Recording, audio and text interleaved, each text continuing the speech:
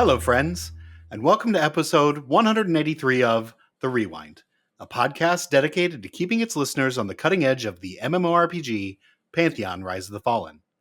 If you are new here, a special thank you for jumping into this without any context. You're in for a wild ride, and we hope you stay for the end. As for all you return listeners, thank you for sticking with our crazy, and we hope you continue to enjoy what we bring to the table each week. If you really like what we do here, we would love for you to join our adventuring party or raid team. You can do that through either Patreon or becoming a member on YouTube. Drac and I have a goal of 12 more members of any tier by the end of the year. Any help with that goal would be appreciated. If that's not something you're interested in, we would just ask for you to simply click the like and subscribe button. It costs you nothing and helps us find new listeners. Lastly, the Pantheon EA hype train is beginning to slow down, but we will not. If the news is slow, we will continue to bring you as much information as we can and fill the rest of the show as best we can with our craziness. However, there's always another drama gate just around the corner. With 10 times the people we had before EA, there should always be a really misinformed user posting something dumb on the official Discord we can hammer. As always, don't forget to put your top 5 in the comments after the show. This one should hit home for just about everyone. Now, on with the show!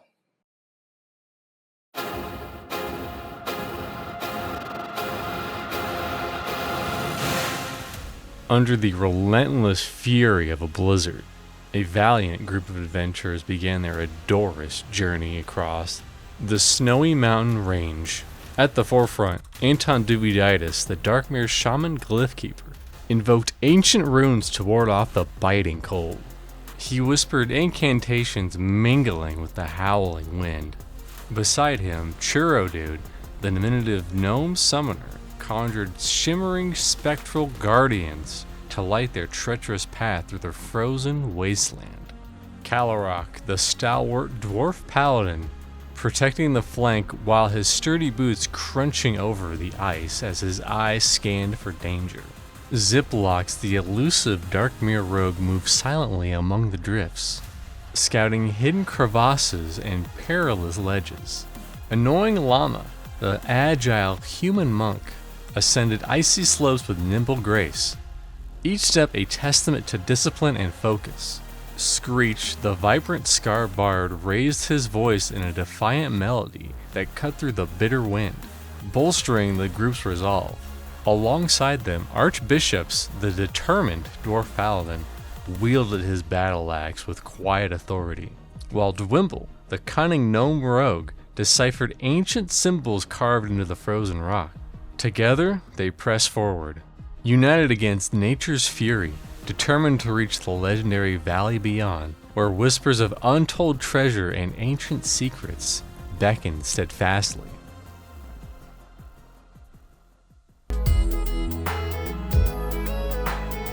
This week in Visionary Realms News and Notes. So, not a lot of news and notes this week. What's that all about? Things are just a little slow right now. Like, What are they doing over there? Certainly not making Druid, that's for sure. Where's my Druid? Stop everything and give me my Druid. I feel like Joppa said on a stream somewhere in the 3 or 4 streams I watched this week that Unity 6 has taken them a lot longer to transition over to than it should have, and that they figured it would. And I think, even though they're not admitting it, I think they're still dealing with all that. I got to agree with that. There's no doubt. It has to all be back-end stuff because they haven't been doing much front-end stuff other than making the sun work right again. Right. And fires for the most part. But then now we've got all this crazy fog. And so it's just been one thing or another, right? And so we're just kind of catching up on everything, rebalancing everything for Unity 6. Because when we say hasn't done anything, we're just a bunch of cranky players who the front side. We haven't seen anything on the front side, so that means we pound our nothing, fist right? on the table and are like, give us more stuff right now. Where's my Druid? When do we want it? Now. Why do we need it? When? All the time. Every second. If We made patch day, so if I don't see something brand new every Wednesday, I'm going to be pissed. It's an hour and a half. What the heck? I'm sure they're doing tons of stuff. It's just not stuff that we get to see. So it's pretty slow. Which is fine. It's good to get that stuff in check early, because then we, don't have to go back and fix something we've already fixed before. Ew. Yeah. Speaking of things that we fixed that we already fixed before. How about logging into the same account on 2 different computers and using 2 different characters at the same time? How about that? Okay, Jack. I know for a fact that we talked about this. We've totally done this 4 to 6 weeks ago. Yeah, it hasn't been that long. It's not like we're dipping into the Wayback Machine. Like, oh yeah, back in 2020. No, this is this is just recent. Yeah, and this is when I went on my huge rant of 2 steps forward, 3 steps back. This is exactly what I'm talking about. When I talked about how I feel like they are not patching the same patch, because this is something we've already fixed. So if we're not working on the same version of the game and everyone's just throwing in stuff then gets deleted, I still don't know how this works. And when we do shit like this, it makes me feel like what I'm saying is accurate and that they're not completely updating their own versions of it before they work on it. And then they repatch it and something old is broken again. I don't get it. I don't get how development works. And I'm sorry, listeners, for not knowing more about game developer than I should for running a podcast about a game. But this is fucking believable. Unreal. Because I don't understand how you go from, okay, we fixed that, to now all of a sudden it's back. Up! Like that's a big deal. Yeah. Being able to open your client twice and run the game on 2 different computers, that's huge. So I don't understand how we got there. I mean, you're and how we're back here. You have the only plausible explanation that works, which is in my brain. In my brain, that's all that can work. Which is that they're just of the layperson. Yeah, of the layperson. Which is they're just updating stuff, and different people are updating things at different times, and it's just wreaking havoc. If I was Kyle, and this shit kept happening. Oh, dude. And it was the people that I was working with that were causing this to happen after I fixed something and now I have to go back and fix it again. I would be flipping tables. Yeah, but there's only 2-3 programmers, so it should be pretty flippin' easy to figure out who it is. One would think. I mean, he probably doesn't have the clout to fire Steve Clover. Like, you're going to fire Mr. EverQuest? Like, is it Steve? It can't be. Tell me it's not Steve. Please, for the love of God, no, Steve. It can't be you. This is just the most asinine thing that we continuously keep doing over and over and over. And it just is so frustrating. So please, if there's someone out there, feel free to put it in the comments. Feel free to DM me. If this is like a normal occurrence that happens and things just you implement something new and it breaks old stuff all the time.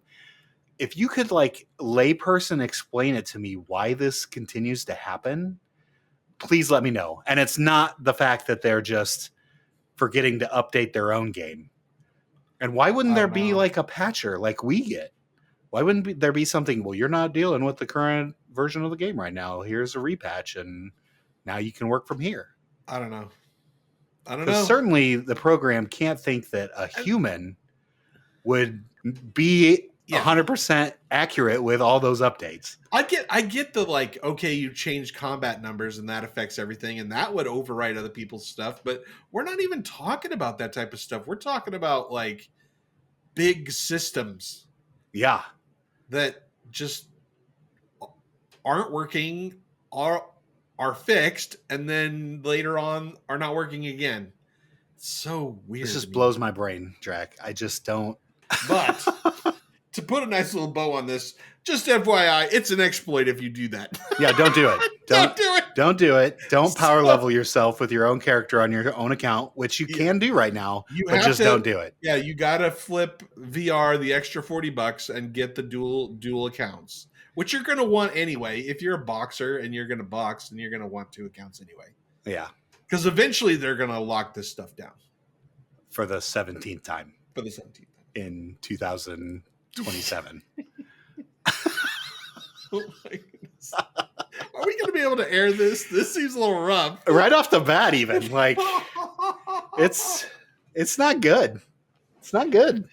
I can't believe that we're doing this again, though. Well, if you want to talk about brutal, I snagged this one. Vendini, as you all know, our number 1 healer in all the land of Terminus. He is a fiend about posting Discord information for Daimos and I to cover on the Rewind. So this was one of my favorite ones because was it the last stream or was it 2 streams ago? Yeah, hopefully you're playing video of, because didn't you make that run with us or were you just chilling? No, I was making the run. Yeah, so hopefully you've got video playing right now as we're talking about this. Yeah, I could probably dig that out. Make sure that happens. Dude, because we were just running around in the blind fog rain. Like, and this is not hard. Like, it's AVP. To AVP. It's a AVP. pretty small zone in comparison to some of the other zones that are out there. We were just totally and pretty linear. Like, it's a one-way tunnel. It was crazy because we couldn't tell where I didn't know which way up was. Like, it was ridiculous. And it's super harsh. And so the poster goes on to say that, like, you know, night combined with fog combined with rain is like way oppressive. And he's kind of right. It is pretty oppressive. That's a very kind word to use to what it was. I would probably say something like a cluster F-bomb, if you will. I could see like if I was not in a good mood and I wasn't playing with my friends and I was wandering around and then I died to something. Oof. That could be an F-it moment and just be like, I'm done. You know, luckily those orcs won't kill us because they're gray. Yeah, they're too low. But yeah, Vendini knows AVP cold. Like the back of his hand. Yeah. I am pretty solid with it. I can certainly get around to where I need to go in that zone. There's not too much that hasn't been explored in that place. Maybe some more climbing. I probably should do some more climbing in some of those situations. There's a lot of invisible walls. So even though the zone is not big, it will be bigger later because there's a ton of invisible walls. For us to get lost is just unbelievable. It's brutal. Way too much. Way too much rain.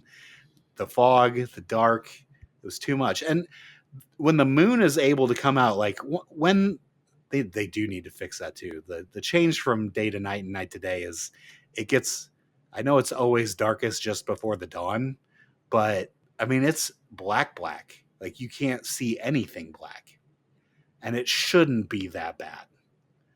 And I also know that Joppa's not happy with it. He said on a recent stream, maybe not one that we're covering today, but that it's not where it needs to be. He's not happy with where it's at this point. So I do know that it's going to get adjusted at some point. Well, adjust away. It needs it. It needs a little love. Needs a little love. Hey, Joppa, you get me so excited about classes and abilities. When you say you're summoning Arcamelo friends for me. Hey, Joppa, I hoped your words were pure gold. My broken heart is my fault, so now I carry around an extra shaker of salt. Hey, Joppa. All right, we had 4 streams this week with 11 hours of streaming. Woo! That's a lot. It was a lot of streaming. And only one EQ guesser, so that's a lot of streaming. Yeah, it was a lot of streaming. And it was mostly development, testing. There wasn't a lot of meat on the bone. I got some stuff, not like last week. Last week, there was lots of good information. This week it was a little rough getting stuff. But we are going to cover it nonetheless. We are faithful. I think we probably should be ready for it to be going forward this way, right? Like, I feel like we've hit the edge of the pendulum. We're on the precipice of a push. Yeah, a little push back, right? Like the pendulum has swung too far in one direction, and now the people that aren't Joppa that work at VR are going to want some, like, the reins being pulled back a little, right? Like, I think a lot of people are claiming for a newsletter and things like a roadmap and stuff like that, because I think the biggest complaint, and people in our guild say it, we don't want to watch 11 hours of Joppa streaming to get the news that we need. And not everyone listens to, the hour of rewind that we do. Clearly, not everyone listens to the even rewind. Our friends, because we look at the numbers, and clearly people are not listening to the rewind. Yeah, clearly. So, which is fine. No, thank you all. No, it's not. Well, everyone thank you all, the people that do listen. Share with your friends. Share with everybody. Yeah. Let them know that there are people out there that do the work for them, and make it kind of funny as well. But back to my point, I think the pendulum has swung too far in one direction and now needs to be reeled in. And so this was like our hot time for information where it was just spilling over. Yeah. Now they're going to put the news down to a simmer. It's not going to overflow the boiling water onto the stove anymore. I think Joppa's going to get real serious about what he's actually answering. Right. He's getting cagier. In the last stream I watched, he was pretty cagey about what he was going to talk about and what he was not going to talk about. He's definitely doing better there. And to be fair, we've talked about for years that Joppa should not answer certain questions. Like years. Yeah. We've talked about it. And we were just like, Joppa, you cannot answer that question. That is danger zone for you. And I think he's finally there. And so that's really good for VR and really good. And it takes a couple weeks for it to become habit. So we'll see. The people in the chat are still asking all those when questions. Joppa, if you are listening to this, please get some moderators. I know that's tough, especially because then, you can't just flip the I'm streaming light on, right? Right. You have to have people there with you. But I feel like there's enough people out there, like Black Fox is there literally every hour of every stream. You can't tell me Dosey's not lurking in the background to every one of those streams. Yeah, Redbeard's there all the time. Like he's got a contingent of put together people that can totally moderate his stream. And absolutely. Unlike people volunteering to work for VR, he can very different things. He can totally have people that are unpaid moderating his channel. That doesn't have to be a paid position. I might even think about offering my services because it would make the stream so much better for me. Well, get fired after an hour and a half. You're right. Certain people would you comment. You can't delete everyone's content. Sorry, person I can't dox. Your question's out. Your question is out. All right. Well, getting to some fun stuff that Joppa did do. I think the biggest thing that Joppa showed this week, and he showed it, which is super cool, and I got some clips of it that should be on the screen right now, is we have variations of plate armor and variations of leather armor. And all the art is done. He showed the pictures of the art. It's just a matter of getting it in the game now, and it should be fairly soon.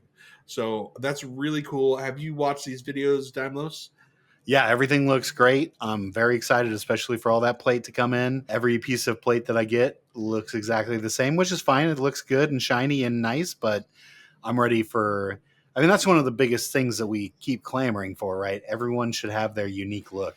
Yeah. And that's very important to me. That's why I carry a spear. I'm the only warrior with a spear and shield in hand. So, or at least that I see running around. And so that's my shtick, is that I've got the spear and the shield. I want more. I want my armor to look different than everybody else. And this is all good. And it looks good. I'm ready for it to be implemented. He did also promise that robes are coming. Uh-huh. They've got some snazzy robes, some colored robes. So I'm excited to see what he has for robes. And if Joppa, you're somehow listening, or any developers of VR are somehow listening, just FYI, there are no intelligence swords out there for casters. You gave wizards the ability to hold swords, but then you didn't give us any swords to hold. It's kind of sad. Well, sometimes you have to deal with different stats, and that's a thing. Like, my spear has 2 dexterity. Do I care about my to hit as much as I do my constitution and stamina? Not necessarily, but it is a thing. I guess dex is hit crit, not even the plus to hit. Yeah. So I don't care about my crits, but it just is what it is. Like, that's the stats that are on it, and so be it. And but you can at least wield things. I'm just totally left off. Like, I can't. It doesn't even say wizard on it. Very few swords that I can actually even wield. Well, that's because you should be having a two-handed staff in your hand. I mean, I probably should, but I'm not. But yeah, I mean, if they're going to give him the ability, and make some swords. Yeah, make some swords. Give me some Glamdring. You have guilted me into being Glamdring wizard, and now I can't be. So why would you not want to be the most badass wizard? I mean, obviously I should be. So here we are. Exactly. Here we are. Yep. All right. Joppa has been working on the wildlings in the Silent Plains. That's kind of been, and he's adding some more upper level content that should drop. #imminent. #soon. He wants to put in some new mechanics where the wildlings kind of approach the thorns, the thorns that stick out of the ground. Yeah. And then they kind of buff the thorns, and then after a while the thorns then buff the wildlings, and it's kind of a trade-off, I guess. Little symbiosis, little mix and match. I like it. And then I guess after a while, it just keeps building and they get huger and huger. I don't know. It seems interesting. Yeah. Okay. I can get behind that. So just as you run by, you got to chop off some thorns so things don't get out of hand. That's cool. So clearing an area would be harder than camping it, right? So that encourages you to kind of clear an area for yourself and then kind of make a little home, because you're like, look, I cleared all the thorns out of my area, so it's not a problem anymore. And now I'm reaping the benefit. I like it. Or possibly an incentive for you to find a higher level character to come wipe out all the thorns for you, and so you can go in and not have to deal with it. That's cool. And I'm glad to hear that Silent Plains is getting some love, because it is empty. Empty sauce. Cool zone. Just looks cool. I like the shape of it. I like all the jagged rocks. I think it, needs a little love, right? But I also think that plains with the orange grass. The orange grass. Orange grass plains. Yeah, the Eastern Plains still needs a lot more love too. There are camps that are forgotten. We were doing a little trioing a couple days ago, and there's this group of 4 lycanthropes that were there before the dungeon was put in. And these are the 4 lycanthropes that time forgot, because they don't drop any of the loot that the new place drops. Oh no.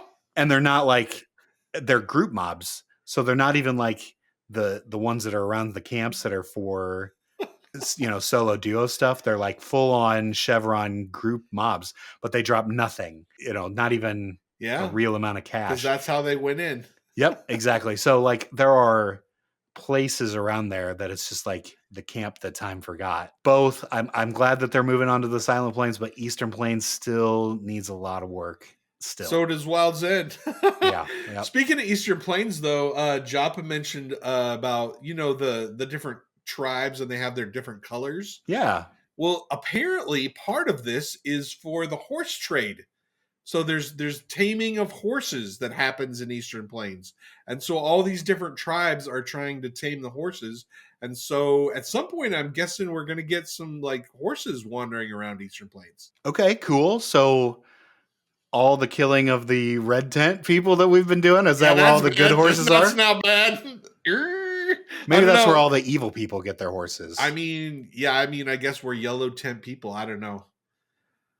Yeah, I don't know either, but maybe we have to raise our faction with all of them. But the reason that the red tents are already KOS, everyone else is just a cold stare, but the red ones are KOS because they have all the best horses probably, and we have to get our factions up with them. We probably screwed ourselves, but whatever. Luckily, there's going to be a wipe before all that happens, so it doesn't matter.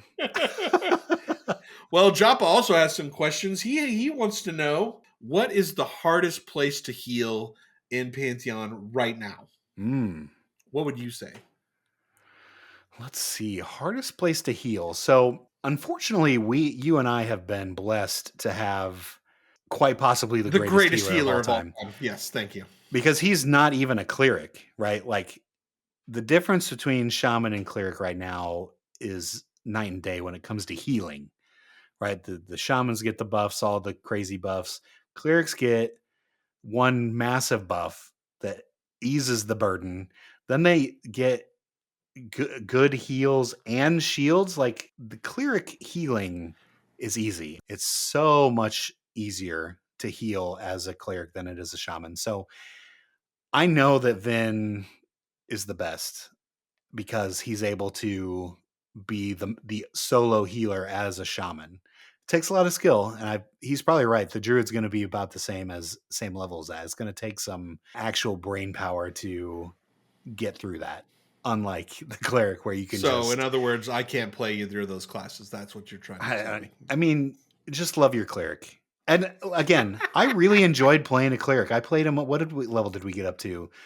Mid-20s, probably where we're at now. Yeah, you rolled him up to mid-20s. Yeah, it was fun. I had a good time. It does need something else other than the bubbles and the heals, but it doesn't need much because your main role is healing. You are the healer, right? Indeed. Like, all right, enough fawning over clerics and Vendini. What is the hardest place to heal?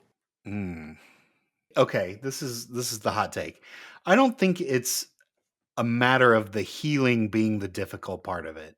It's learning the mechanic, right? So like when we were first in Halnir and we got ravaged, there's no way Vin would have been able to heal through that. We had to move. I had to move out of the way of it so that it gave it time for it to do its thing and not hit me.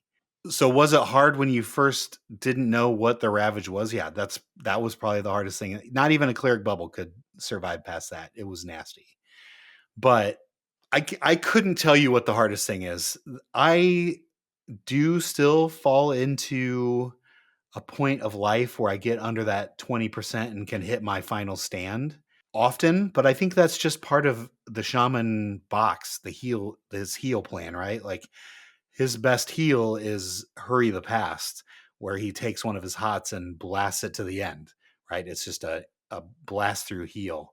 And so he just kind of has to do it that way. So I don't know if there's anything that is too difficult to heal. I feel like the game healing balance is in a good spot.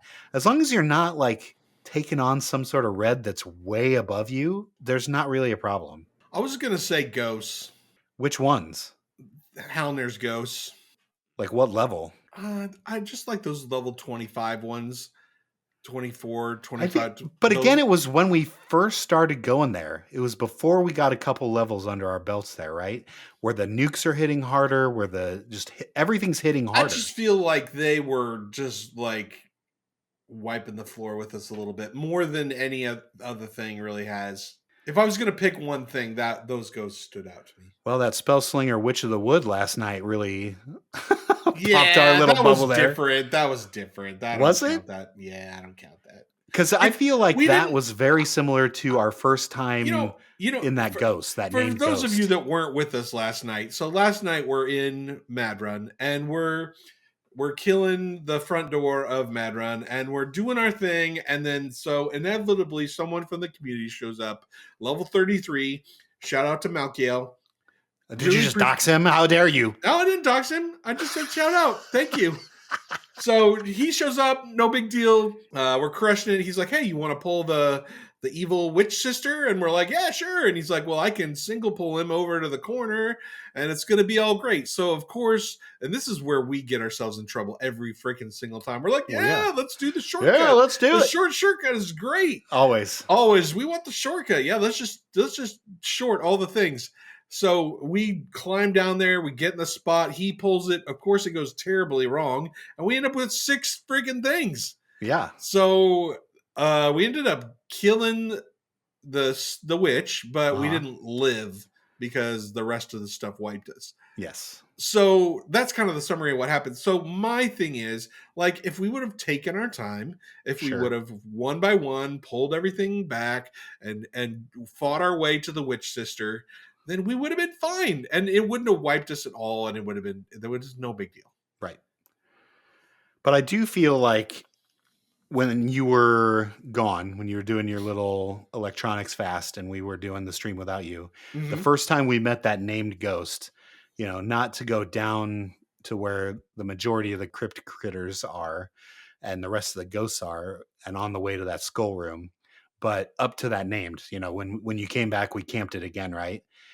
That thing owned us. And when we came back next week with you, we had a better set of interrupts. We had a couple more levels under our belt. And even it being a spell slinger didn't hurt us. So really, the only things that are hard to heal are when you are not really supposed to be there.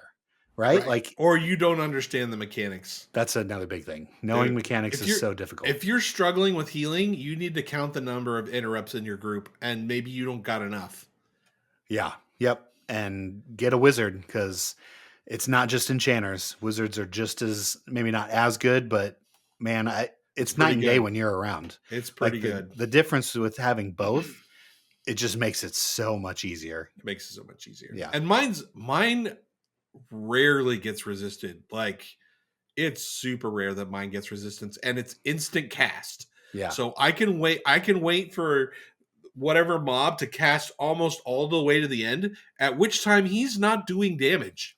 Exactly. Right? That whole time he's not doing damage, and then boop, I hit him right at the end, and he's wasted all that time. It's real good. And with the enchanter slowing down the cast speed, it makes it that even more important. The enchanter wizard combo is really, really powerful. Very strong. I am very, very grateful that we've got both in our static group, because it's just so good. It gets us out of a lot of sticky situations. Well, speaking of so good, we got a little bit of Druid news. Where's my Druid? Stop everything. Develop Druid. Well, Joppa talked a little bit about how when you hit level 30 as a Druid, you're just going to get group buffs. Nice. How about the other healers? Can they get that? Nope, just Druids. Nope, just Druids. Okay, That's well, it. great. Nope, that's just a Druid perk. Just another reason for everybody to go. Yeah, exactly. Can't wait for 90% of the population on Starbona to be a Druid. Joppa also showed off a port. So Nice. the first Druid portal is working. It goes straight to Silent Plains. Wonderful. But why would it? Because there's a Druid port in AVP. Why would that? Seems like too close together for me. I don't know that the portals are well thought out. Permanent, yeah. Or permanent. Maybe not permanent, because where they have them placed right now is super close together. Yeah, it just doesn't really make a whole lot of sense. Because yours are, the two extremes of the current content that we have. Yep. But then put the Druids in the two middle ones, that doesn't really shave off a whole lot of time. Yeah. It's a little interesting. Sucks to be a Druid. Well, I'm sure they'll get more than two as well. So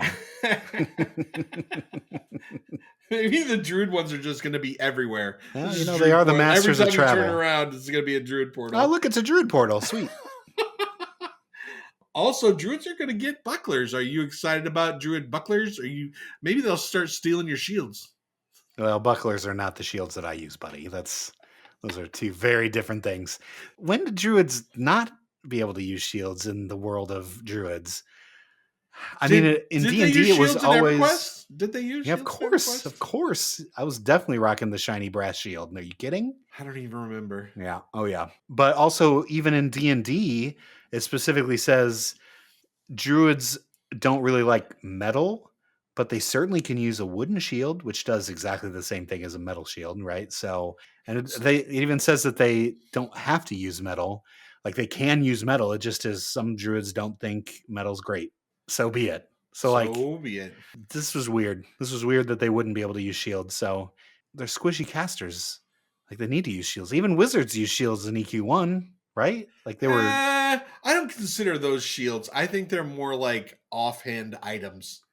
But they added AC. It was certainly better than holding the ice cream cone, whatever the hell that little orb thing was called. Actually, the ice cream cone turned out to be one of the best things, because your intelligence was capped. And so you wanted as much mana plus mana as possible. So it was really better. But anyway. But I'm talking about AC when it comes to AC. Right, when it comes to AC. Yeah. Not that you need it. Because Here's if you're the getting other hit, thing. then This I'm puts not doing my all job. of our healers with shields. Well, sure. That's fine. I don't know that I think like a little flavored, like one healer not use shields, maybe. I don't know. I just don't. There's not really a reason that they shouldn't, right? I guess. Everyone should use a shield if you can. Like, rogues shouldn't use them because they need to be doing damage. But like, if you're not really doing anything with your offhand, I think shield's a good choice. I guess, sure, shield. I mean, it doesn't take a lot of talent to just hold the shield up and be like, block some damage. Well, here's Wizard shields incoming. Yeah, shields incoming. Here's a new thing. Joppa mentioned that Aganoct actually is a raid target. Oh. Which I'd heard both before, but last I heard... never any real confirmation. We had settled on not a raid target, that it was just a group target that was just a really high level. Yeah. but I guess Not it is the a raid case, huh? target. And there's going to be other raid targets added, which we talked about a little bit about last week. But Very exciting.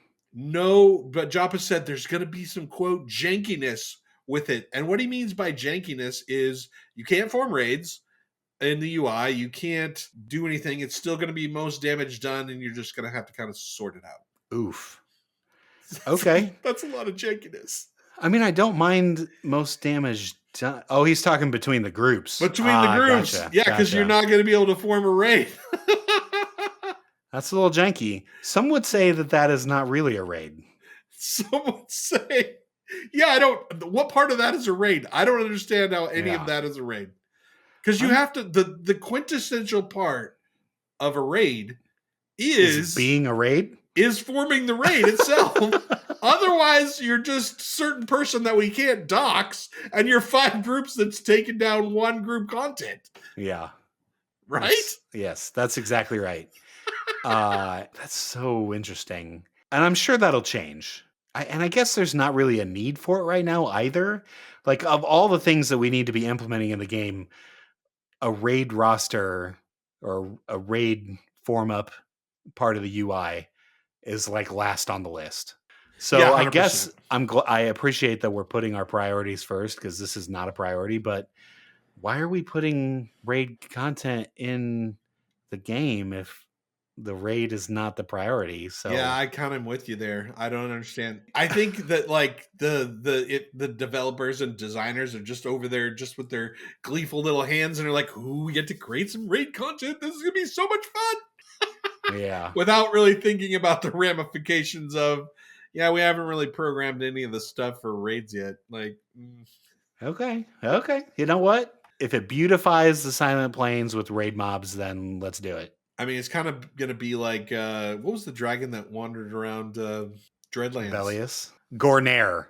Also, Joppa talked about how instancing is still the plan with raiding for the end game. He's not going to go with encounter locking because he feels like encounter locking is too easy to grief people with encounter locking, because you can have a level 1 character or whatever engage the mob and then it messes everything up. Or you can just take your raid and mix it with everybody else with the other raid that is locked with the encounter and just cause chaos, because if it's locked, then the raid mob can't damage you. So it's just, there's too many issues with encounter lock. As long as there's both, contested and instancing, I think everyone will be happy. Yeah, I mean, and there's going to be open world mobs that we'll probably never do, which is fine. Yeah, I don't mind being an instance skilled whatsoever. Yeah. The contested stuff is great. If you want to be a contested, that stuff's fun. Being the first is cool. Dude, don't get me wrong. Would I like to be there? Sure. Yes, I would love to be there, but I just know that my life is not going to be able to do that. But I still want to see that content. I don't want to be the have-not, right? Like you can't play a game where you've got the haves and the have-nots. Everyone should get at least a chance to look at it. Maybe they don't ever kill it. Maybe we go into the instance and never kill it, but at least we tried. At least we tried. Yeah. No, 90% of your content has to be instance so we can try it. Yep. And if it's out there in the contested world too and has a random 36-hour, 56-hour, don't care how long, super week-long respawn time, then great. Yep, there are people out there that want that content, and I want them to be satisfied, but I also want to at least have a shot at that. And I don't begrudge them. No, not at all. If you want to bat phone it up and your entire life is consumed with Pantheon, wonderful. Then go for it. Seriously. And it doesn't bother me in the least. And you have earned your shiny, and I understand the dedication that it takes to get that. I'm just not willing to do that for myself. Exactly. And maybe they're different looking shinies. Like maybe it's the same sword, but the sword that was in contested looks way cooler than the sword that you get in an instance. And maybe that's the ticket. Yeah. Makes everybody happy. Oh, this is interesting because we talked a little bit about this last week. Joppa mentioned that 40 is the last level that is being designed for right now. But it's not actually the last level you can get to. In other words, you can get it's not a cap at 40. 50. No, it's not capped. You can get to all the way to 50 if you want.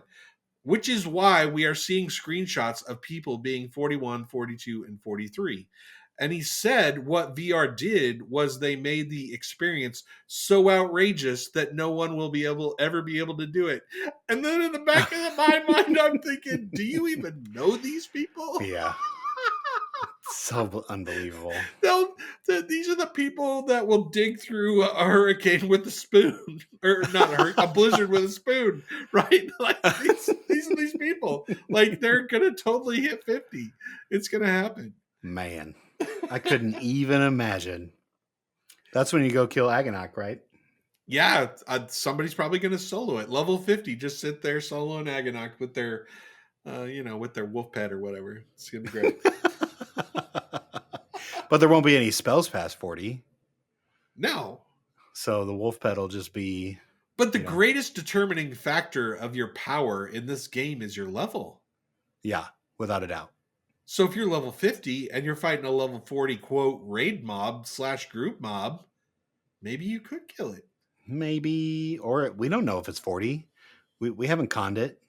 I'm pretty sure in the past people have said that it's 40. Well... We'll just agree to Don't disagree. quote on this me one. on that. Yeah. But that's what. There you go. There you go. Somebody I'm in chat knows. 30% sure that it's level 40. Just let me play the damn game. Come on, tell us what level it is. He knows what it is. He definitely knows. Yeah. Joppa Hopefully you're all live on chat. Yep. Joppa also mentioned that we're currently in climbing 1.0, but soon we will move to climbing 2.0, where there will be different climbing surfaces, and you will be able to climb things at different speeds, and that will make for a more engaging climbing experience. But wait, there's more. Then we will go to climbing 3.0, where you will be able to, quote, sprint climb, and also you will be able to do scaling and jumping while climbing. That's awesome.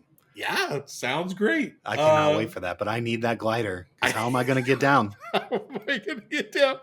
And Joppa also mentions that some things, cough cough, the werewolf cave, are way too accessible by climbing, and not that they won't be accessible once the climbing changes, but that you're going to have to level your climbing skill, and you're going to have to get gear, and you're going to have to, really work at doing the climbing rather than just walking up the thing and it being ridiculous. Like we did on day one. Yeah, okay, great.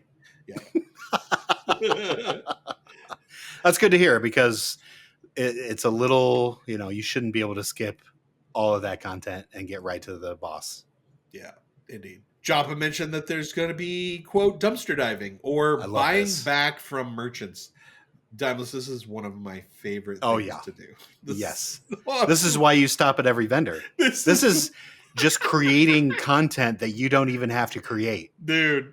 This is some of the best. This is some of the best. Some of the best stuff ever. When you find that item that some sucker sold to a vendor that is just, you can sell the crap out of for way higher price, and you buy it, you just feel so good about yourself. Like, it's an amazing feeling.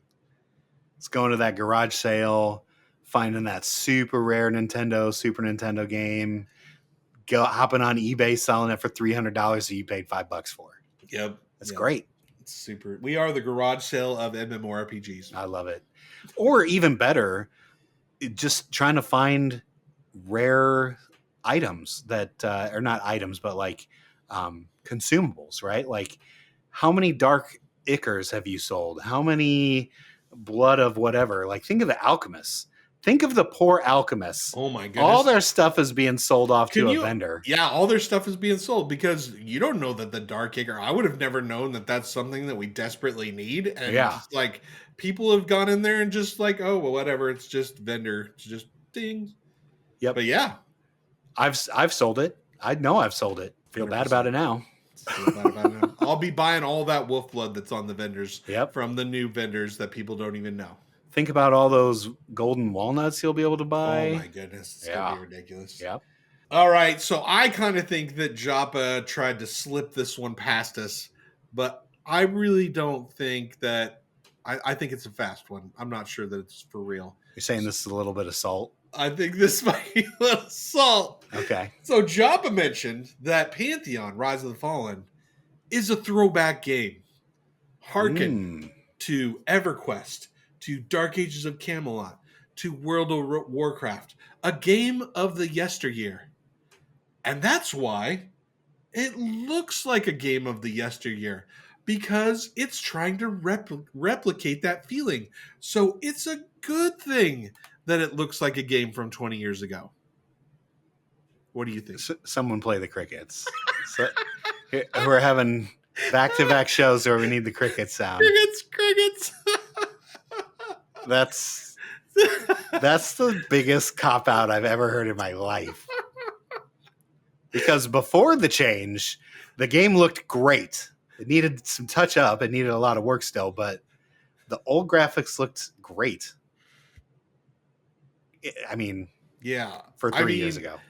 Yeah, it is what it is. Whether you like the new graphics or not, I don't believe that VR... The change in graphics had nothing to do with the way that they wanted to look. Yeah. The change in graphics had everything to do with the way the game was running. Exactly. And they went to this. They went to this look. They went to this style because it performs amazing, which it does. It's real smooth. Yep. And I really like the way that it operates. And so I think that's a win. So why can't we just say that? Why do we have to make excuses? Well, Joppa has definitely said that a bunch of times. I've heard those exact words come out of his mouth a bunch of times. This exact saying is like saying, which I've also heard Joppa say, well, we wouldn't have PvP if we didn't have 247. We wouldn't even have that PvP server. Uh-huh. Joppa, you just have to stick to the script. Like, anytime you move off the script, that's bad. You've said the script for 50 times in a row. You got to say it 51. You can't just, like, wing it on time number 51. You just got to stick with the script. I mean, it is what it is. Whatever. It's listen, whatever copium Joppa needs for himself or needs to tell his audience or whatever. To get through one more question of when Druid. Yeah, exactly. Then I'm fine with it. You know, if that's what Joppa really wants to believe, then game on. Okay. Great. I'm down. As long as you and I both agree that this is a bunch of absolute bullshit. Yeah. This is some more 247 bullshit. Joppa, I love you, but you're not getting this one past us. No. You may get this past your, 6-month people, but your 10-year people. You're sycophant worshippers, but not this podcast. I mean, I'm the treasurer of the Joppa fan club, so Joppa fangirl club. So I want to believe this too, but I've been around this block enough times that I know that this is just some words, and maybe not necessarily the truth, but it makes people feel good, and that's important too. So I'm all for it. I'm glad Joppa can say it, and if he has conviction to say that, then he probably means it. He's not lying. So if that's the copium that he needs to drink, if that's the Kool-Aid that he needs to drink, then so be it. From the SGL Action News Desk, this is MMO News, featuring your anchors, Drac and Daimlos. All right, Drac. We've got some hot off the presses news as of today when we're recording February 18th. It turns out a very, very popular and successful video game in the name of Marvel Rivals. Maybe you've heard of this game, Drac? What? I play this game. My oldest son and I played this game. We played it the other night. So it's a very popular game. It's making their company a ton of money. I don't even remember who the company is. It doesn't matter. But they have laid off the entire development team of that game. It's NetEase. And they are the scum of the earth. Well, here's the shocker. Awful company. So can we get MMO Cop on the case here with this? I know it's not really, an MMO, but we need full MMO Cop, Nathan Napalm exploding all over this, because NetEase it's not good. This is absolute bullshit.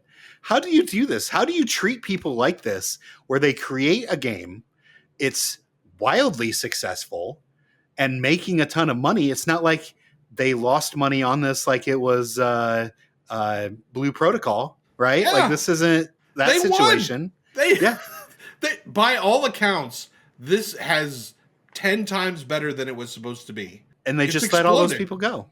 Yeah. How do you do that? How don't can know. you possibly do that to people? We have the League of Legends blueprint, right? Like League of Legends Right. has unified this type of game. Any shooter, anything that has seasons, anything that has skins, you use the League of Legends format that they patented and pushed through 20 years ago, because I was there when League of Legends started 20 years ago. Yeah. And you keep re-releasing skins for over and over and over again for your heroes, and then every once in a while you spit out a new hero, but you just keep re-releasing different looks, and people will just continue to pay for different looks all the time, and you don't actually have to change your game all that much. So do you really need developers after the game is done? Maybe you don't. Maybe you just need artists to make new skins, and then you just sit back and profit. But the developers, they need money too. Okay, so I mean, apparently not. Apparently, I mean, if I was a developer and I was gonna do something like that, maybe you go in and you're like, hey, maybe I need a piece of the action or something. I don't know. So this is exactly where I wanted to kind of go with this. Our friend Toadman Bear was talking about this. This is where I found out this news from today. I was grouping with him, but he brought up the idea of developers getting a little cut of it, like having royalties. Yes, that's the one guy on Shark Tank. Yes. Mr. Wonderful, the Mr. Wonderful and his royalty deal. Yes. For every box copy that you sell, I get 3 cents. Yep, exactly. So this is just what developers are going to need to put in their contracts, is this royalty part of their payout, right? Like even if you fire me, which is fine, if you decide to lay me off, so be it. But for every time this particular title continues to sell or make profit, I get royalties of that. And so they are just raking in that money over time, so that when you're finally ready to retire as a developer, you know, you're still making your League of Legends royalties. You're still making 100%. Yeah. I mean, that's your retirement money, is the royalties that you're making off these extremely successful games that you've made. So that's where developers need to go with this, because this is going to happen more and more, because game companies are cheap pieces of crap that treat their people like crap.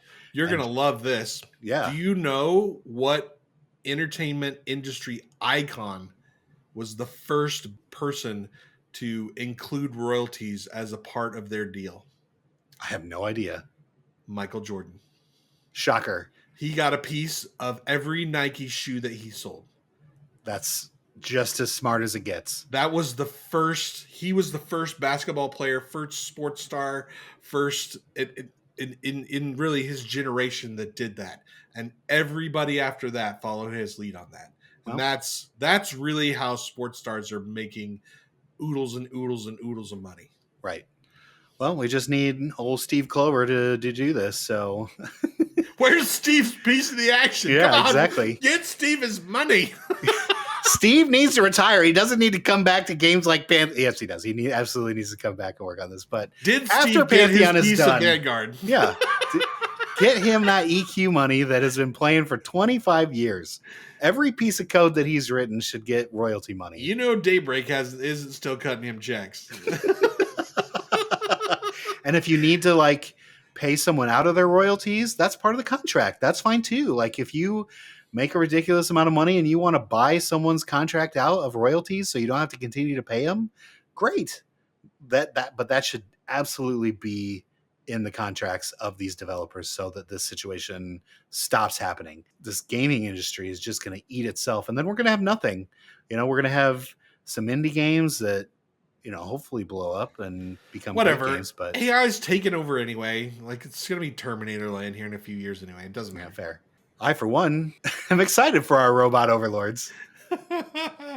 Also, Drek, another, you know how I like when we do the MMO news, I like to look at these websites and these particular websites that we go to like to do fun little pieces. And I bring these fun little pieces up just because they're interesting to talk about. It's not really gaming news. It's just kind of food for thought and stuff to discuss. And honestly, just fills content, right? Like we got an hour and a half to fill up, and this is a light show. So here we go. We're going to fill up some time here, buddy. Yes. Yeah. So over on Massively OP, they did an article about what is your favorite villain or villain group, or who was your favorite bad guy in your favorite MMO. Drac, I'm going to give you some time to think about this one while I drop the MMO bomb on us, because the greatest villain of all time comes from our good friends in EverQuest, and it is Mayong Mistmore, one of the best villains of all time. And here's why pretty good. I love Mayong, because he was in the background for years. Yep, and we had no idea. They whispered his name every once in a while. We're like, woo. Yep. And so, he had his own zone, right? We could go to Mistmore Castle just off of Lesser Fedor, right? And so we could go and we could kill him, and we could get the bard instruments there, and he was there. But then, eventually he wanted to become a god. And when you are an old vampire and already kind of have eternal life, what's the next step, right? Godhood, right? And so then, several expansions later, and I did a little research looking up Mayong to talk about stuff like this, but things that we didn't know, right? Do you remember all the drachnids that were in Kunark and Velius? The little spiders that had human bodies? Yep. Mm-hmm. Those were all Mayong's spies to spy on the dragons that were in Kunark and Velius, and all the dealings. No idea. Yeah, right? Where was that lore at? It's there. All that lore is there. So all those drachnids were Mayong's spies that he sent out. I needed Theric around earlier in my life. Yeah, right. Me too. It probably would have made all that stuff even make a lot more sense. Yeah, well, and just a lot more fun too, because we knew what we were doing. Oh, let's go kill Mayong's spies today when we were in the Dreadlands, right? So that was like kind of his background, getting information, and then Depths of Darkhollow hit, which I know you never played because it was past Planes of Power, but that was his coming of power. That's where he decided to start becoming a god. And so this whole expansion was based on him, all the raid stuff. He was the final raid boss of the Depths of Darkhollow, and that is my absolute favorite expansion of EverQuest was Depths of Darkhollow. It was so fun. All the different zones, that final raid castle that we went into to beat it was kind of like a boss rush almost. Like there were different things along the way, but all the boss rushes were so fun in that castle. And there was a little bit of, trash mods, but really not a whole lot. Once you got into the castle, it was kind of boss after boss after boss.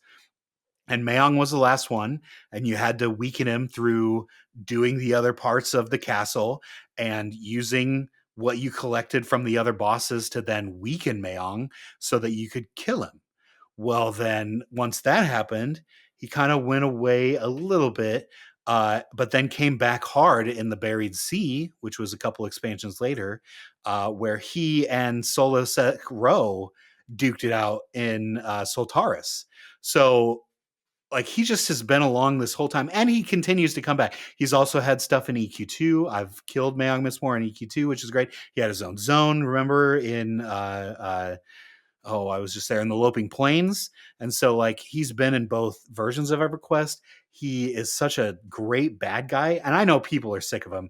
Darkpaw has, and the people before, Sony, all those people in between Sony and Darkpaw have really milked the Mayong. And I know there are people gotta love vampires. Let's love just keep milking it. Absolutely. People love vampires and people love Mayong. So all the people that poo-poo on Mayong, get out. You can leave your comments in the comments below, but tell me how bad Mayong is. But I just thought the fact that he was like the secret boss, and 10 years later, he's like the forefront of content for this game, I just think is so cool. I think that's one of the best, coolest villains in any MMO. How about you, Jack? What do you think about, what's your favorite villain, if not Mayong? Well, you know me. I gotta go old school, so Sure. We can't do any. Not Planes of Power, Velius. There's nothing past Velius. You keep saying Planes of Power like I'm some kind of non-neckbeard or something. Oh, have you never played Planes of Power either?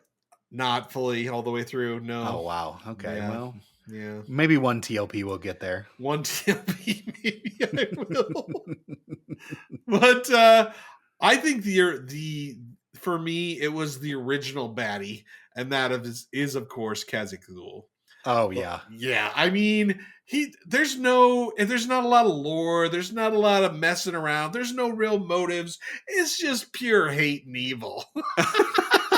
I mean, when we played it and you loved Khazad, there probably wasn't a lot, but now there is. Like his parents, there's like this whole. They said mean things to him as a child. Like, well, I mean, the whole Thule family, right? Like, he's just the child. No, that's all garbage. Oh, okay. No, great. He is just the biggest, baddest dude. He's basically Thanos in the EverQuest universe. All right. He doesn't really care. He's just wiping everybody out, and he hates everybody and doesn't get along with anybody, and bring it.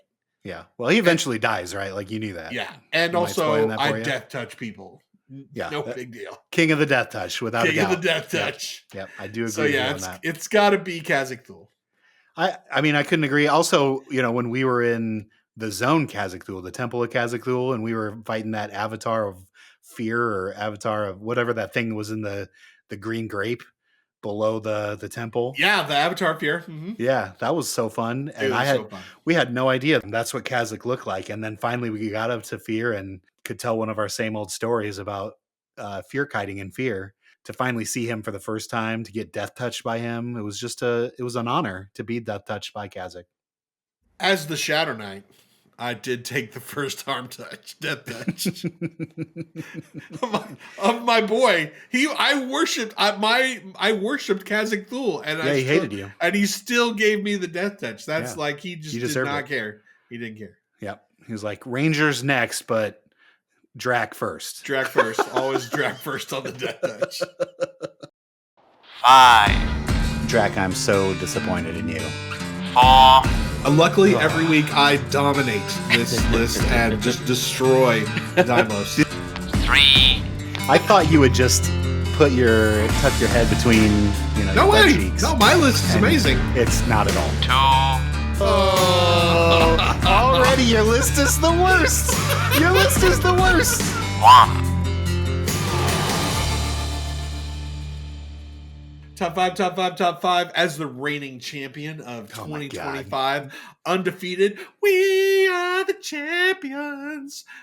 I am proud to announce that this week's top 5 is top 5 Nintendo games. Not Super Nintendo, not the Cube, not a Switch, not any of that other stuff. Regular old Nintendo games. Now, Drac, there's a little more caveat on this too. It's not just the top 5 Nintendo games of all time, but it's the top 5 Nintendo games from your personal collection of Nintendo games. Like the games that your mom and dad found in the dumpster bin or at a garage sale that, because Nintendo games are expensive. They were upwards of $70, $75 for a brand new game. Super expensive. So we're talking about not the games that you rented, not the games that you played a little bit, but the games that were in your personal collection that your parents spent their money on to give you for Christmas, things like that have a special place in your heart that you played 1,000 times, even if it was crappy Nintendo Tennis, because that was the first game that you got, right? And you just played it for hours and hours and hours. It was not a great game. It's certainly not even close to the best tennis game on the NES, but it's because it was near and dear to you. So not only top 5 NES games, but top 5 NES games from your personal collection from your childhood. This is going to be a fun, reminiscing for both of us. And love it. I probably won't harp on any of your lists, but, maybe I could will. make no promises. Yeah, exactly. So, all right, Jack, hit me with your number 5. Number 5 is, of course, River City Ransom. You know what I liked best about this game is the stats, because you went to the store and you bought food and the food would up certain stats and you had to pick. And so I would pick the punching. I was the punching guy. And so I ate all the food that was the punching food. And then my buddy was the kicking guy. And so he bought all the food for the kicking guy.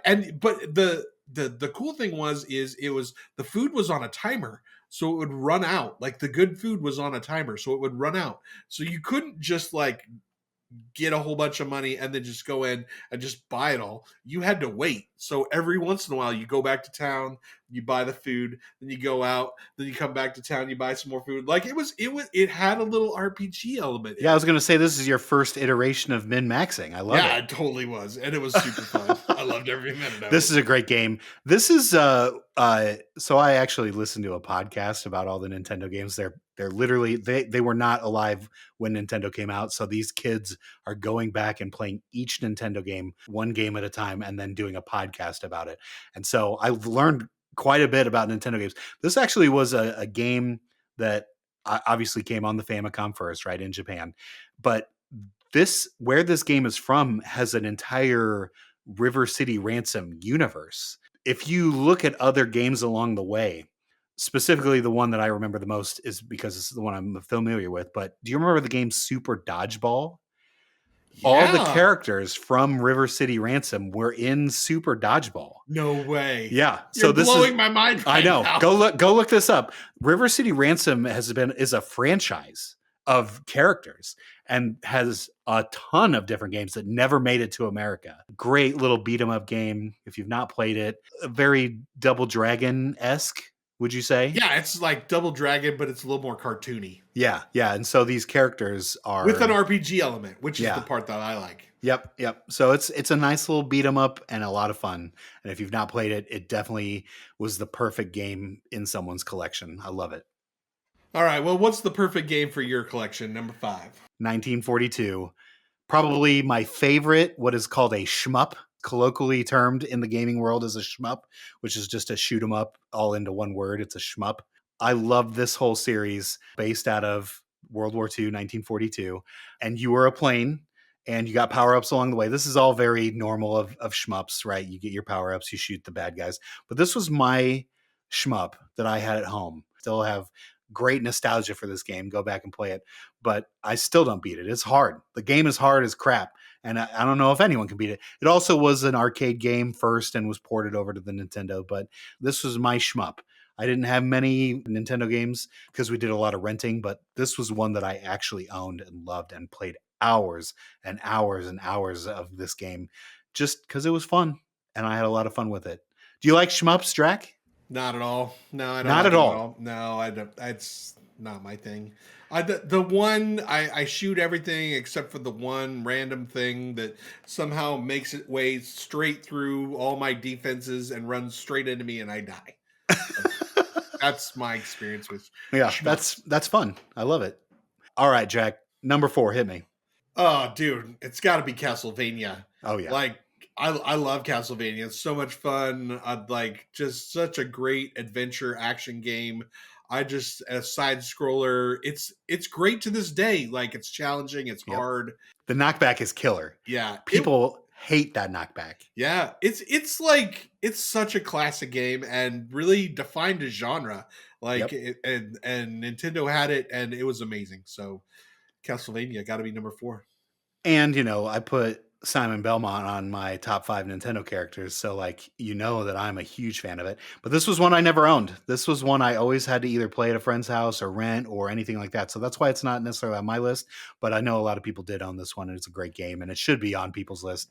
Yeah, my friend and I, we couch co-opted this thing, right? So Oh yeah, he would play for a while, then I'd play for a while, then he'd play for a while, and then I'd play. Yeah, that's how we did the whole game that way. love the memories of these games. What about your number 4? Does it have some good memories for you?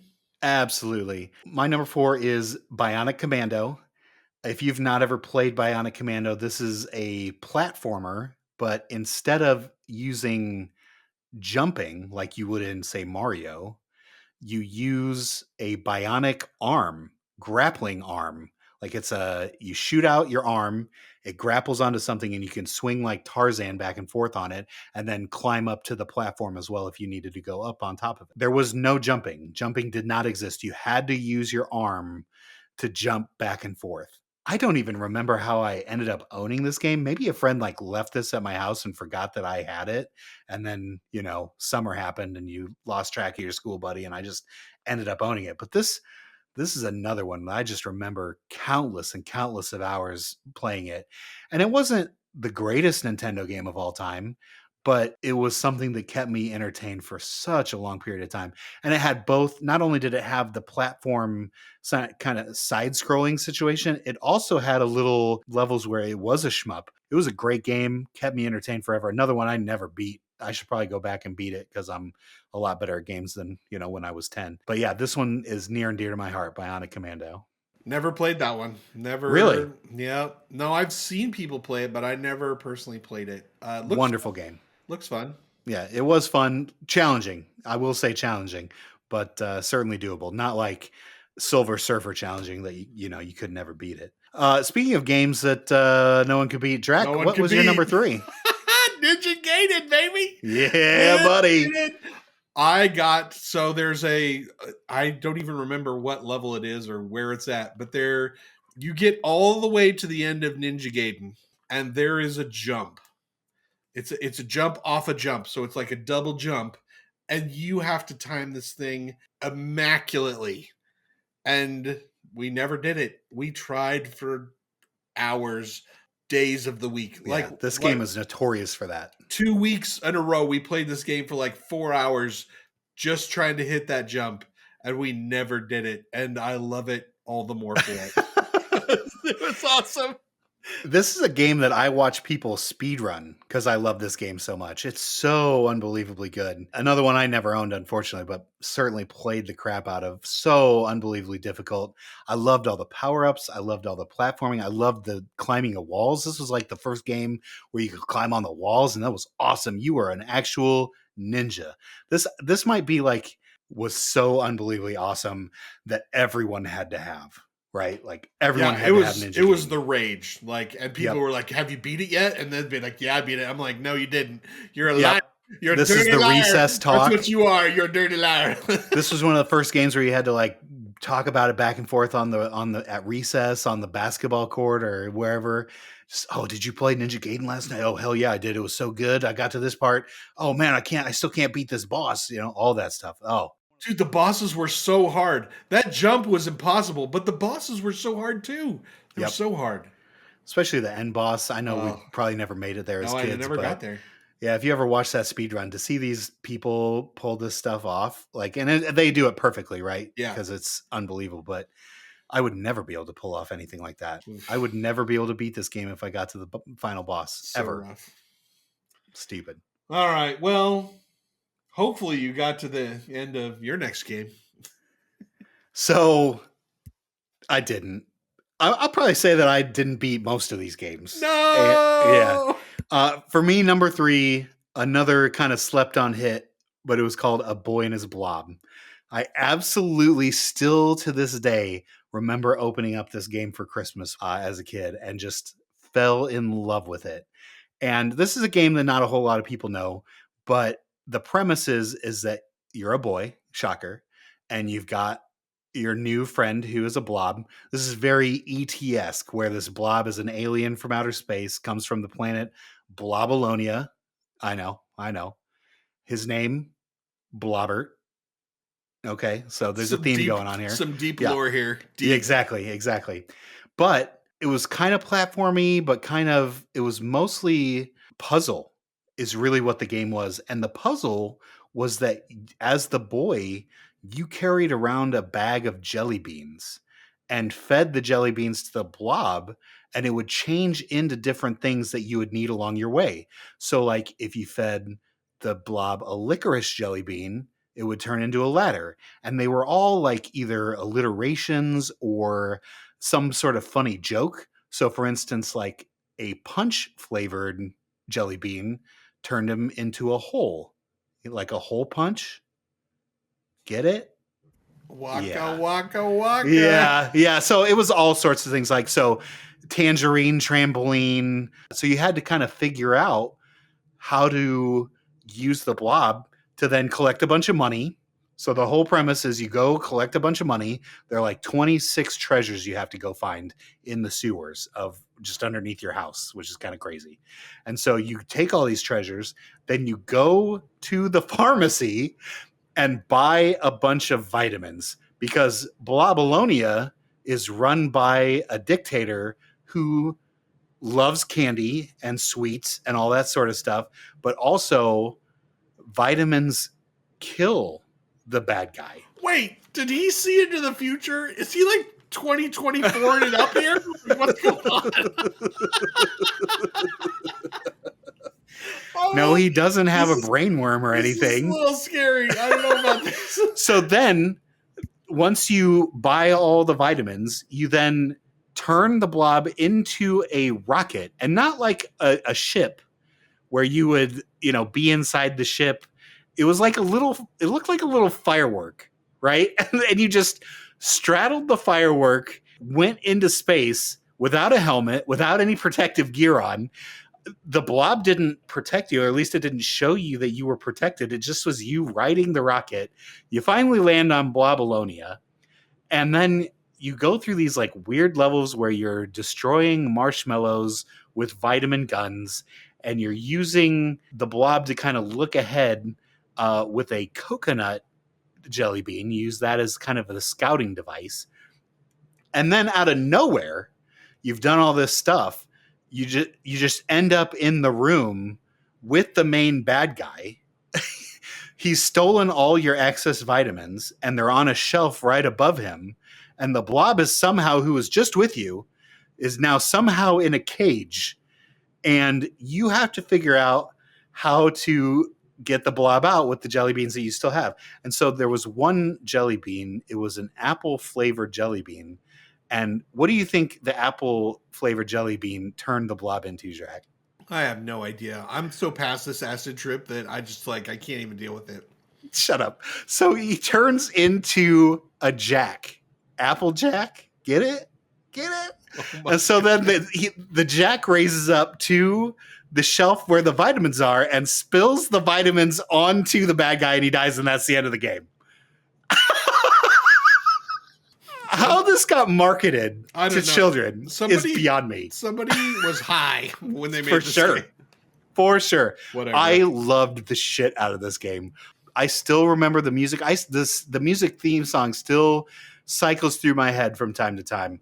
And I just have great memories about A Boy and His Blob. So if you've not played A Boy and His Blob, it's kind of campy.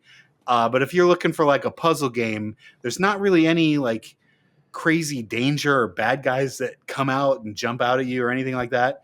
There are bad guys and there are ways to die, but it's more like just trying to figure out your way around it rather than killing them, right? So it just was a wholesome game. We've talked about this for way too long. I'll clip a bunch of it out. Shut the fuck up. I hate you, Jack.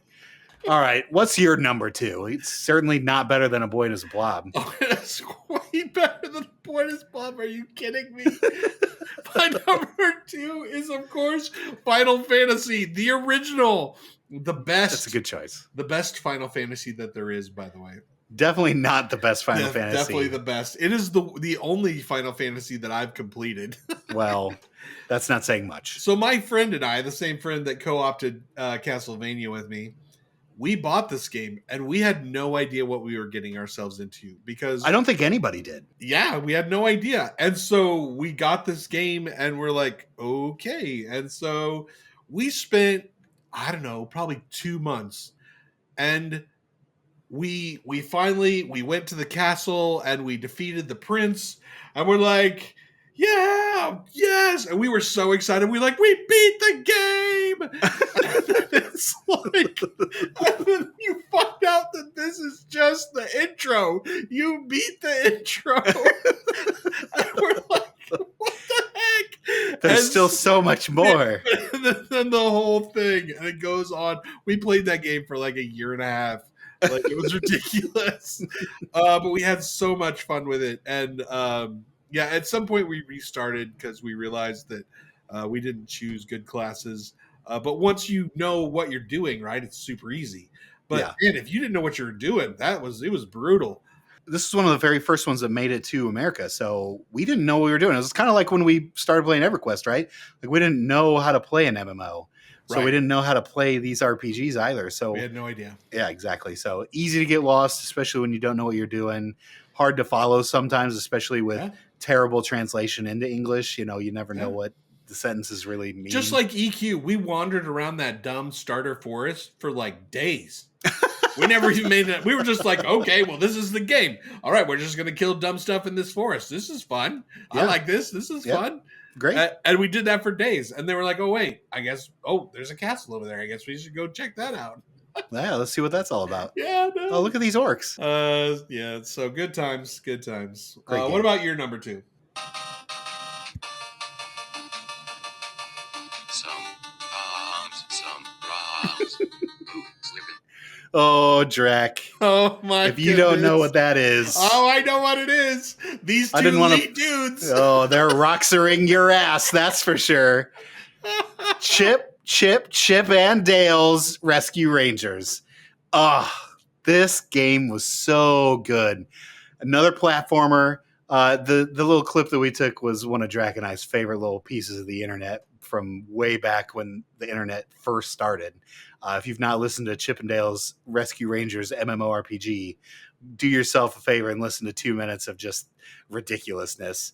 Only if you're willing to let it live rent free in your brain for the rest of your life. Which it does. I know the melody because of this MMORPG song, but I don't know the actual words of the Rescue Rangers theme song. Like every time it comes up, or like when I watch the movie, I just knew this song, the lyrics from that song. But this is a game that I absolutely owned. I loved it. And I just remember finally getting to, because it gave you a map of the different levels that you could go to. And I finally got to the last part of the map and I beat it. And then we ended up taking this air balloon to a second map.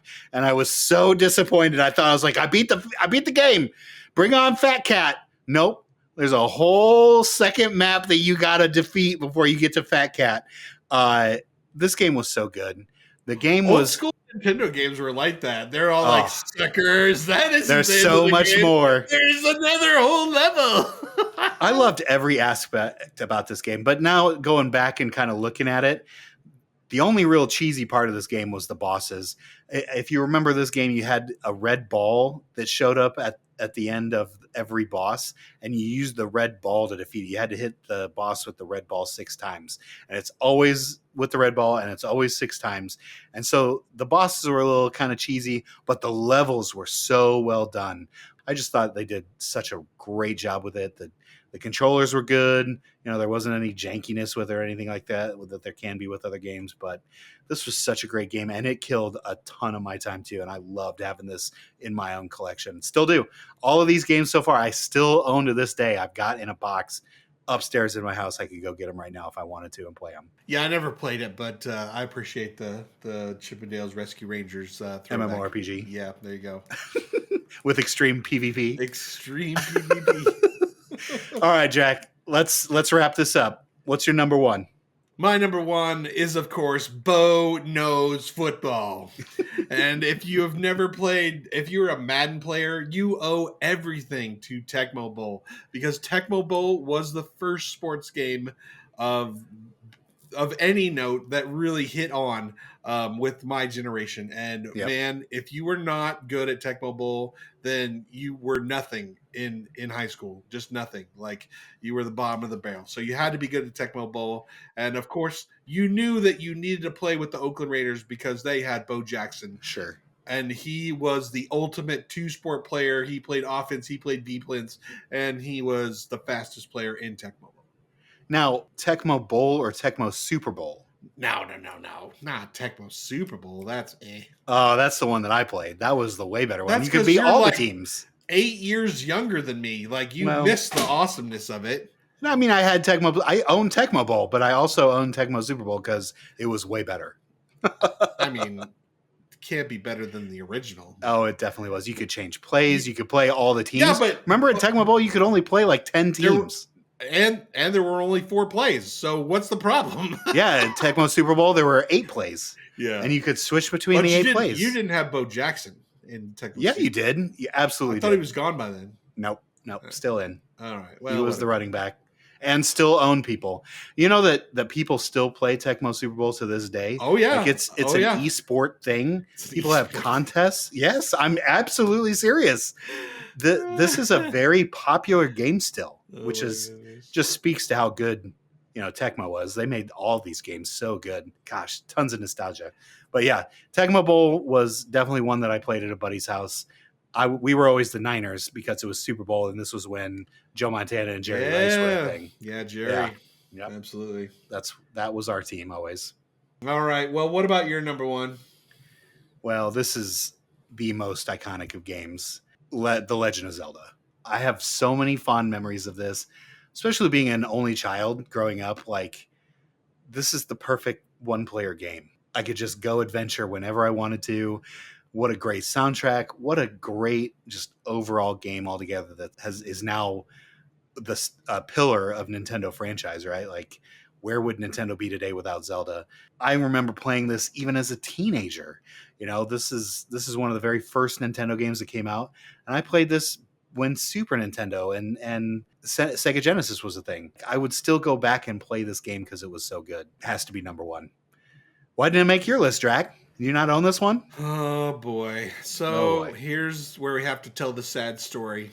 Oh no. So my friend who's played pretty much every other game with me played every game with me on my list. He had the Nintendo. Yeah. So I went over to his house to play. We were best friends. He already had Zelda beaten before I knew that he had a Nintendo because he got it for Christmas or whatever. And we didn't even hook up back at his house he got like the Nintendo and then he got like Zelda right away or something like that. It was one of the very first games. Yeah. And so he had it all basically beat. I don't think he had it actually beaten, but he was pretty far into it before I even knew what was going on. So it was one of those situations where like I would come over and I would just watch him play, and it was super boring because I didn't get to play because I wasn't there from the beginning, so I wasn't good enough to like keep up, right? Well, so and it's still true to this day. Yeah. And so I was just super bitter, and I was like, fine. So to this day, I still don't play Zelda games, like, because I'm still bitter at that my friend did not include me in the original Zelda. Yep. Wow. Still bitter. Drac, we may have to go back and play some Zelda, buddy.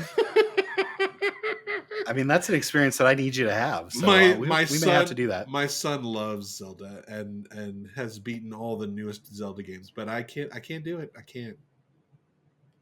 Maybe we'll get you a Game Boy and you can rock some of these Game Boy games. They were really good. I think you'd really enjoy them. Maybe. All right. Well, you know what else we should rock? Our Patreon list? Yes, we should. Drac, make the sound. Here we go. Well, before we go into this too much, I would like to say that our lists were awesome. All 10 of our games. Yeah, I mean, I'm willing to concede a tie this week, but that still puts me up 6-0 with one tie for each of us. So that's fine. God, I can't handle you sometimes. Anyway, I tried to come up with things that everyone knows and enjoys, but it turns out even something as massively known as Nintendo games, there were people in our Patreon of our 5 Patreon people that didn't either own a Nintendo or play them ever in their childhood or even in adulthood. I didn't even say that it needed to be when the Nintendo was new. It could be at any point, but there are still some people that have not played NES games. That blows my mind. Llama, Screech, I need you to go back and play Nintendo. That's important. That's an important part of gamer history. I think we're having an age gap difference here. We definitely do. We've had, obviously, we could have done top 5 Atari games for Screech. That would have probably hit his era. Yeah. And we probably could have done top 5 GameCube games for Llama, because I think we're on both ends of the spectrum here. For the other 3 Patreons that were able to complete the assignment, let's just run down these lists. These are all great games. Maybe a couple of them. So number 1, let's just start with Zip.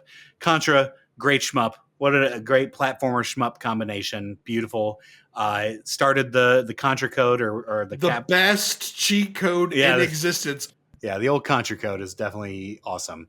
But then, of course, Mike Tyson's Punch-Out! I love this game, but this was another one I never owned. My mom didn't like gun games, so I never got Contra, and boxing was fighting, so she would never buy this for me either. So, but I later went back and on the list. It's so good. This is the first boss rush of all time, right? It's just boss after boss after boss, and such a great game. Loved learning the patterns. Loved trying to fight Mike Tyson, and Mike Tyson looks so dopey in it. He's got that huge gap in his tooth, and he just looks like an idiot. I wonder if Mike Tyson actually signed off on his sprite, what his sprite looked like, because I would have been just like, why do I look so dumb?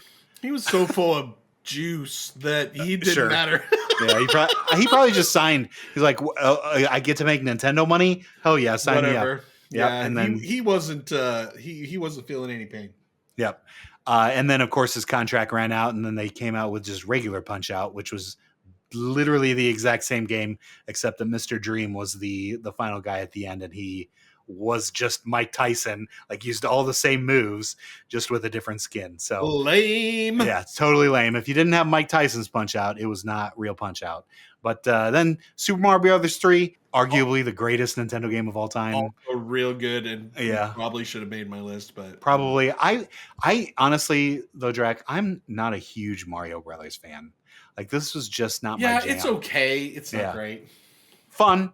And I've had fun going back and playing newer Mario games. Like, I really liked Mario Odyssey, but I think I was able to play with someone else. You know, they played as the Hat and I played as Mario. I thought that was really fun.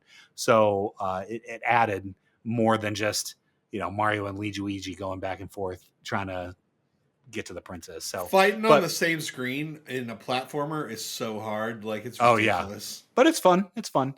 TMNT 2, which was the Nintendo port of the arcade game, which we talked about in our arcade top 5 list.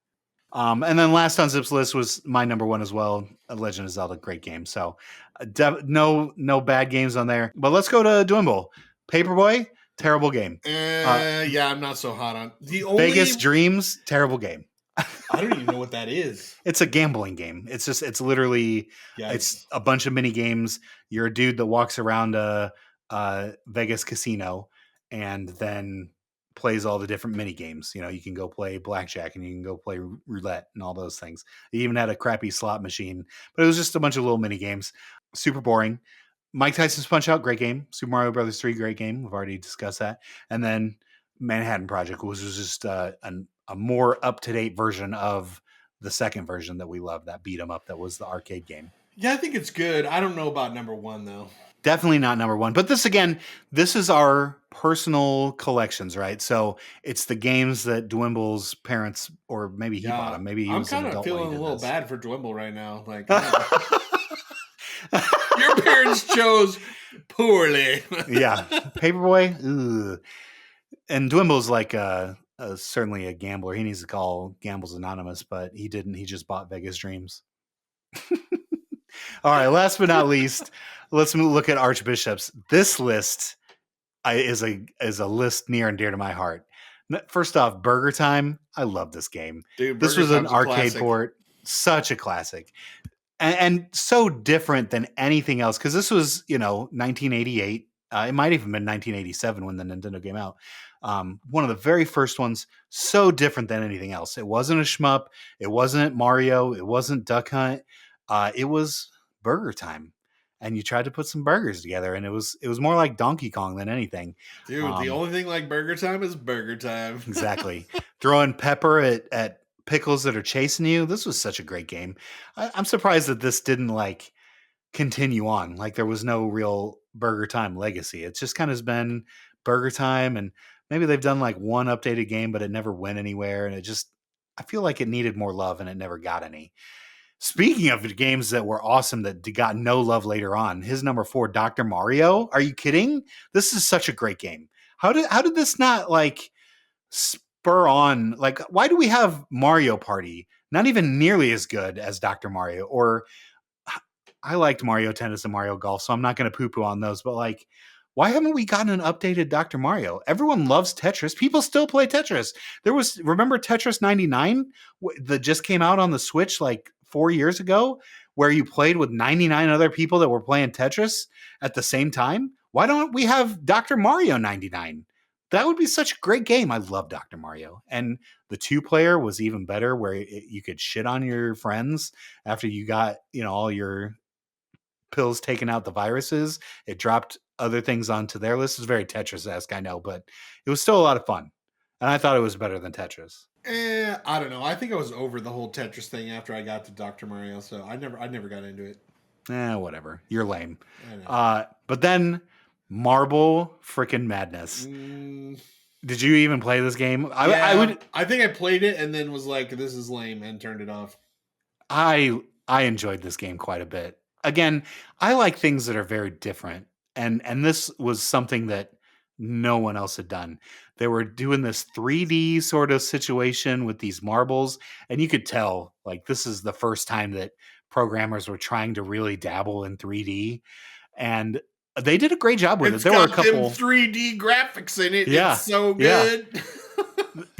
They did a great job with it. I mean, there was a little jankiness in the controls a bit, but overall, this is one of the games that if you go watch speedrunners, this is a game that they hit pretty often. Like if you are a quote unquote professional speedrunner, you have to have certain games in your bag, right? Like if you go to a tournament that has like, here's 20 games, Marble Madness is going to show up in a lot of these tournaments. So you have to have this one under your belt. So I appreciate Marble Madness for what it is especially in the speedrunning community. Now, number 2, Drac, I am shocked that this was not on your list because I know how much you love this game. Bubble Bobble? That's because it's not a Nintendo game. It's an arcade game. But it ported over to Nintendo. Great. Everything that is ported over to Nintendo does not get to claim. And Bubble Bobble is an arcade game, is an arcade game, is an arcade game. Oh my goodness. That is how I will remember it. And I never played it on the Nintendo.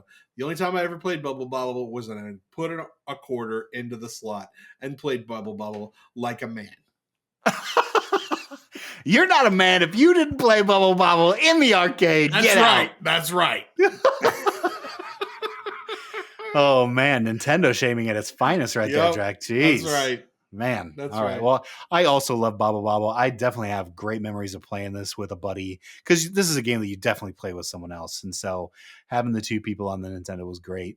And then Super Mario Brothers 3. How could you go wrong? This is, I mean, certainly one of the greatest games of all time, and most of us own it.